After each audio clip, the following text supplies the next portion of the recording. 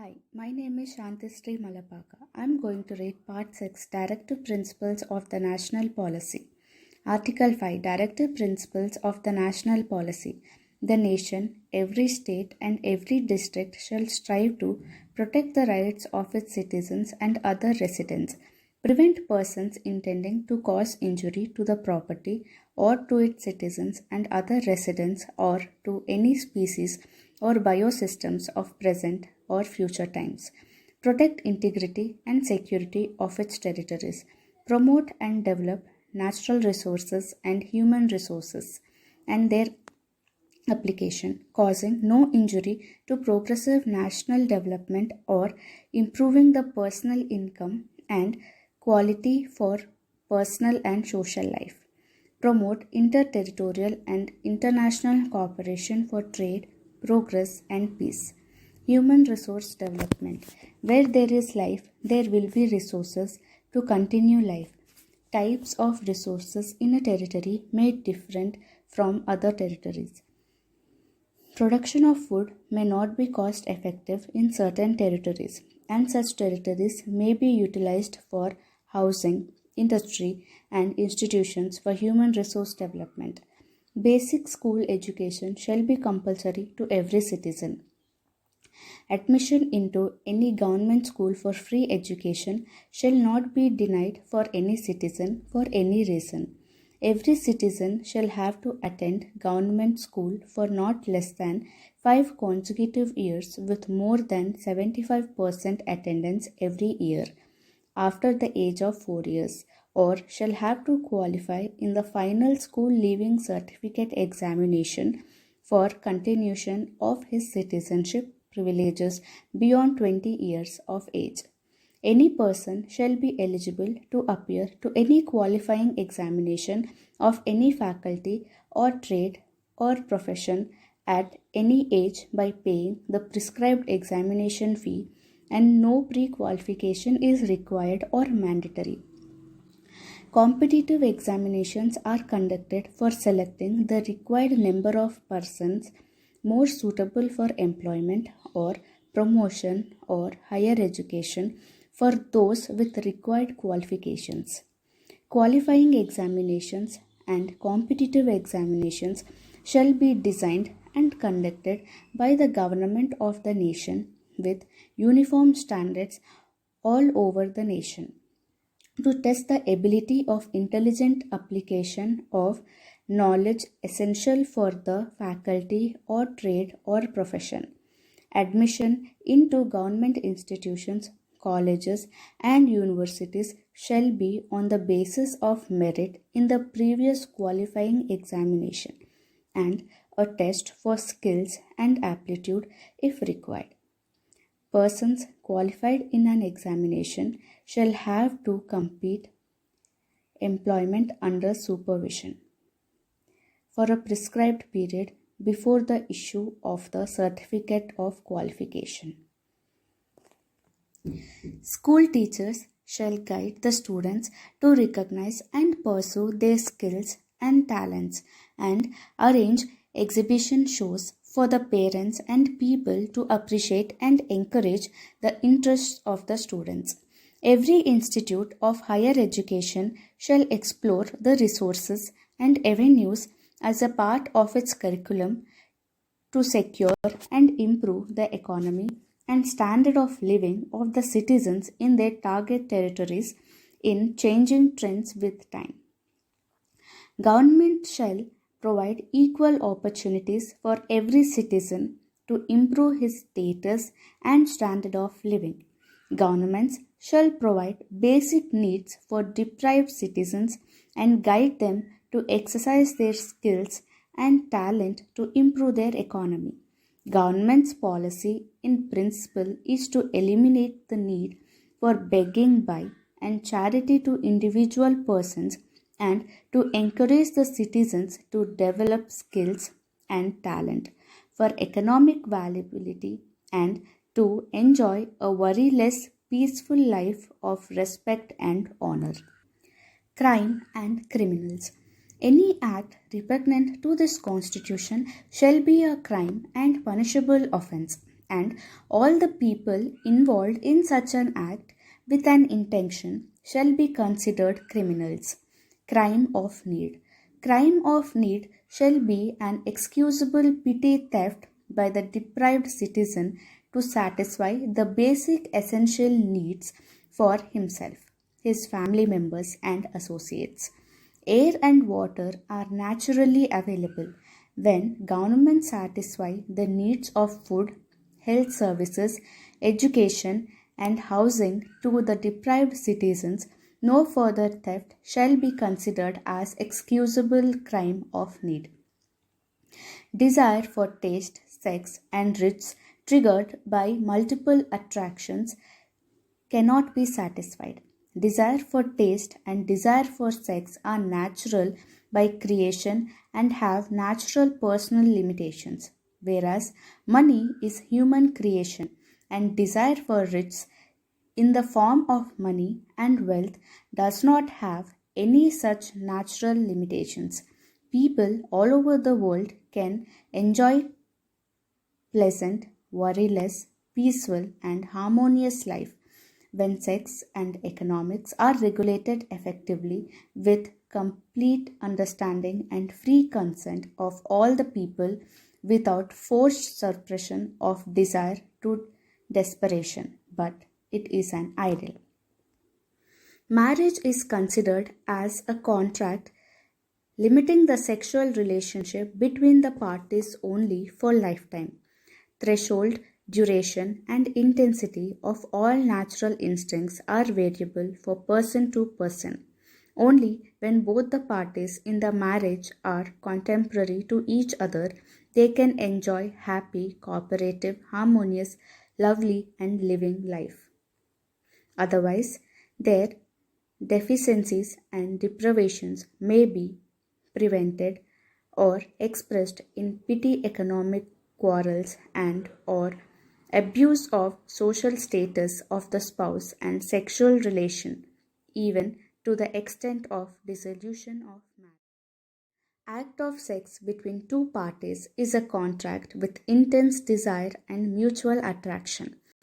Such an intensity of desire with multiple mutual attractions is inherent in creation, making it a basic essential biological need for continuation of progeny and to prevent existence of the species by neglect in pursuit of food and riches.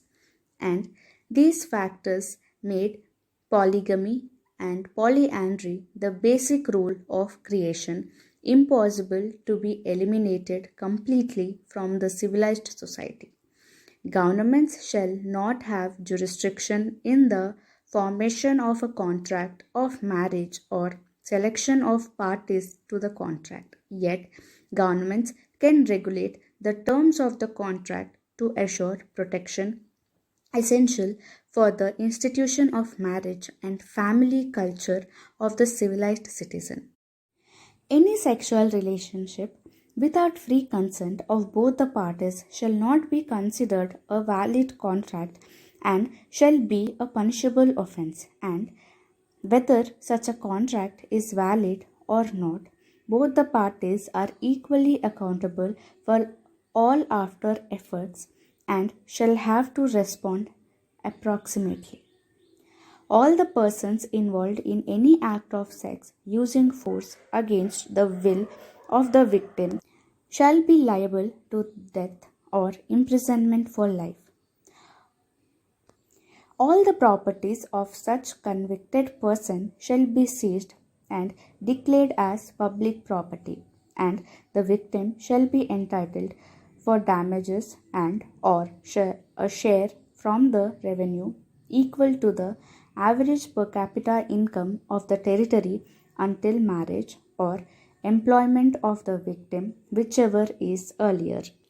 When both the parties in a marriage are earning by service or business, they shall be contributing for common expenses proportionate to their income and shall be sharing the domestic work to their capacity by mutual consent. A party in marriage not earning by service or business and or attending almost all the domestic work shall be entitled for half of the earnings of the spouse by service or business, and shall be contributing equal share for the common expenses. Marriage between two parties shall be dissolved in the court of law with the consent of both the parties when they cannot compromise or for any valid reason presented by one party.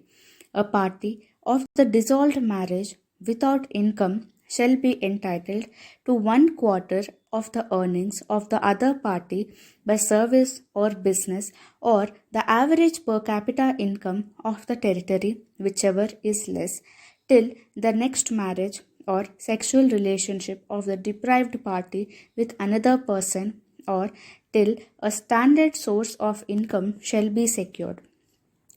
Common responsibilities of a dissolved marriage shall be distributed between them by one party, and the other party shall be allowed first choice. No party can claim for a share in the property of the spouse acquired by inheritance or by alienation or by purchase from the savings of the personal earnings after contribution for common expenses, or in the income arising from such property without his service. When the income from the property by inheritance or by alienation is the only income of a person, the total income of a part of that income equal to 1.5 times to the earnings of the spouse, or 6 times to the average per capita income of the territory, whichever is less, shall be considered as his earnings for the purpose of contribution for common expenses and for any other expenses related to the marriage. A colony may be allotted in a territory or gated community in each district or state for each of the communities preferring polygamy, polyandry, or any other sexual relation other than conventional marriage of the civilized society. Citizens with such preferences shall have to register their membership in the community and can rent or purchase accommodations in the colony. Such members shall be subjected to medical screening at regular intervals for contagious and sexual transmitted diseases. Their participation in the act of sex shall be suspended till complete treatment and cure of any such disease. Citizens visiting such community members with or without the consent of the spouse for an occasion shall have to undergo medical screening as per the prescribed protocol. Every citizen shall be subjected to medical screening at birth and at 5 years of age and at any other warranted time to detect any abnormality in sex organ and other organs. Appropriate corrections shall be made at appropriate age if any such abnormalities are detected, such that the citizen can enjoy a life of honor and respect as a normal man or normal woman to the extent possible. Crime of greed. Any act repugnant to this constitution to or intended to amass riches disproportionate to the contribution for the welfare of the citizens or the nation or the property of the nation is considered as crime of greed, and all persons involved in such crime shall be subjected to rigorous treatment and severe punishment. Invention of money probably should have been initiated to secure food for those days on which it could not be procured, by purchasing a priority for people who could procure excess food. Such trivial initiation for an essential basic need had triggered the crime of greed and created such a vast history of wars, colonization, industry, monopoly, exploitation, destruction, devastation, etc., and its effects intended much more beyond the limits of the Earth's atmosphere even. People all over the globe cannot be happy, cannot enjoy and improve their cultural values and pleasant quality of life unless this crime of greed is completely eliminated. It's an ideal again and should be tried hard to achieve. Every contract between two parties shall be specific, simple, legible, easy to understand, on equal terms and equally balanced risk or benefit for both the parties. Any contract with multiple conditions limiting the liability of one party is considered invalid.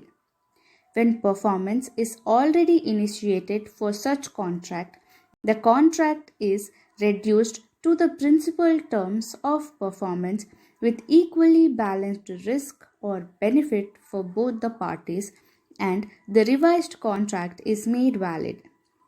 A party not satisfied with the performance of a contract can terminate the contract by advance notice if required at any time during the performance after proportionate settlement of both the parties for the complete part of the performance. Every person importing or producing any material in a form that does not exist in nature shall have to recycle and or convert that material into any naturally existing form after use. And the person shall have to distribute that converted material in its natural location of earth, underground or on the surface or in the atmosphere, while maintaining its quantity well under the maximum natural limits. Any person who wishes to produce such material in large quantities shall have to submit an application to the government for approval, along with the samples of material and essential information, natural constituents of material, life of material, time required for its conversion into natural forms without human intervention, uses, advantages, effects on life and envious on earth in course of time, production quantity and modes of disposal after use. The government shall submit the samples to an expert committee for evaluation and shall reject or grant approval for production by agreement with this constitution. Every person responsible for production of any such material in large quantities without prior government approval shall be liable to death or rigorous imprisonment for life. Every production unit or service unit, institution, industry, establishment, body, trust, etc., where public funds are involved shall have to submit annual evaluation report of accounts, audit, and performance of the government. The governments can inspect any such organization and can conduct audit at any time. The governments shall evaluate the performance and shall guide the units for alterations or conversions for improving and protecting the trailing economy. If any such unit where public funds are involved shall have to be closed due to misappropriation of funds, all involved persons who granted the funds ignoring the regulation, who presented inaccurate accounts and audit evaluation, and who accepted and or consumed the funds disappropriate to their contribution shall be liable for rigorous imprisonment for life. The properties of all such persons shall be seized, and the excess funds after clearing the created liability shall be declared as public funds. Crime of instinct. Criminal instinct is inherent in all living beings and is essential to protect from others and to procure food in natural unaffectionate by human action. This criminal instinct is well regulated and self-controlled in civilized population. Crime of instinct is usually a minor crime in a society but can result in major injury to property and persons if it is not controlled by the right person. Children cannot understand cultural values and the effect of their acts, inflicting injury to the victims and their property, but they can understand the language of their parents well, what they are permitted and what they are not permitted to do. So, the parents shall have to instruct, teach, and train their children accordingly by appropriate ways and means. In all instances of injury to the person or their property due to crime of instinct of unprovoked children, parents of those children shall be liable to compensate for damages. Where such crimes are repetitive and the parents fail to control, such children have to admitted to special residential schools practicing military discipline and shall be allowed a priority for service in defense forces after successful schooling. Criminal instinct is marginally over expressed in few individuals and extends into adult life. Majority of such individuals are uneducated or less educated, but they have some fear for law and order. These habitual criminals pursue for an opportunity, usually for petty thefts, where they can easily escape or be unnoticed. More commonly, people with similar attitude shall form into small groups for more careful planning of escape. These crimes of instinct are unaffordable for vulnerable victims in most cases, even if the economic injury is small. So, it is essential to control such crimes by monitoring the movements of these habitual criminals. A register of these habitual criminals with particulars shall be maintained and updated in their resident territory by the relevant authority of the government and shall be made available on website to concerned authorities of all over territories. Such criminals shall be instructed to attend before the authority at fixed intervals and when summoned for interrogation. They shall have to inform the authority and obtain prior permission before leaving the territory by submitting their travel details. They may be employed under the effective supervision in place where they shall be sufficiently busy to pursue a rare opportunity.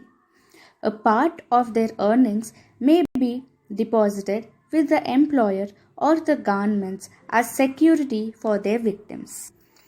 Occasional educated habitual criminals shall be more cautious to pursue for an opportunity as they fear for the damage to social status in addition to the law and order.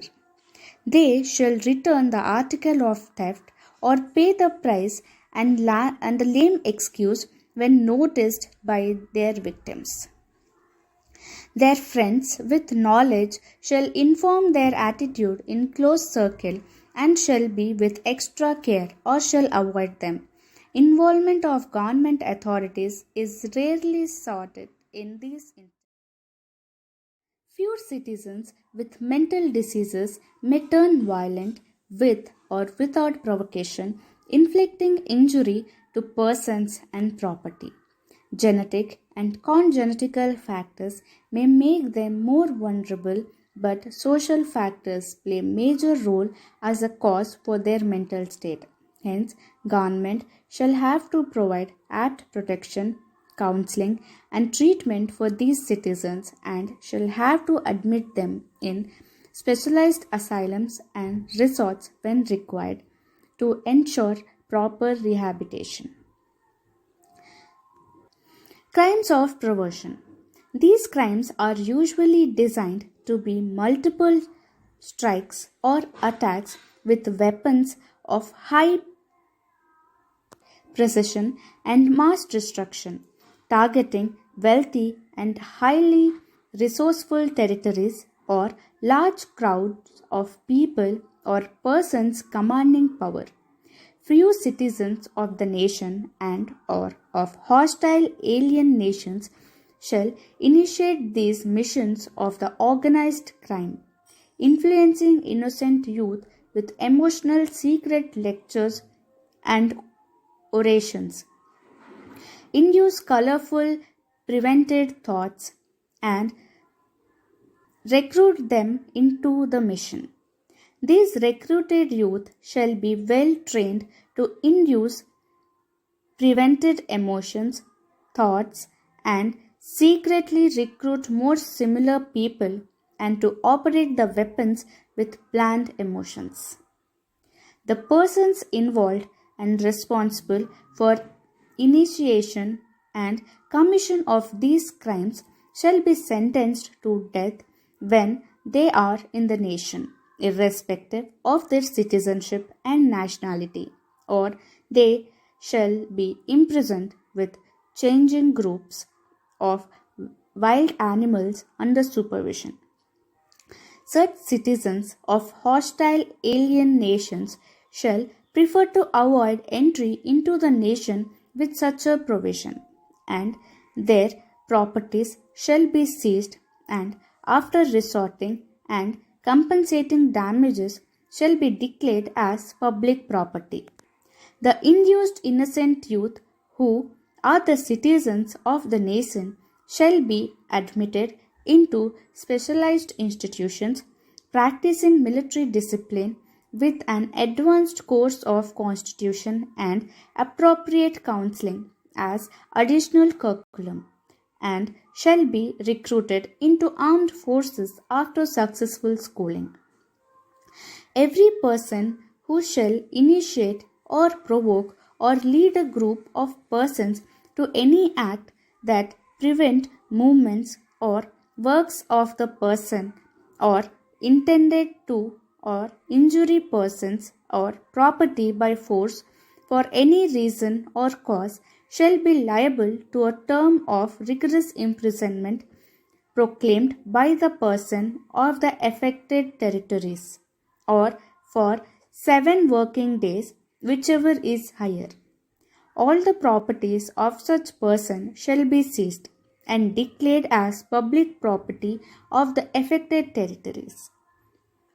All other persons who act as part of the group and directly responsible for the damage shall be liable to provide the material required and to participate as skilled or unskilled labor for complete restoration of the damage and to compensate for the damage which cannot be resorted. Thank you.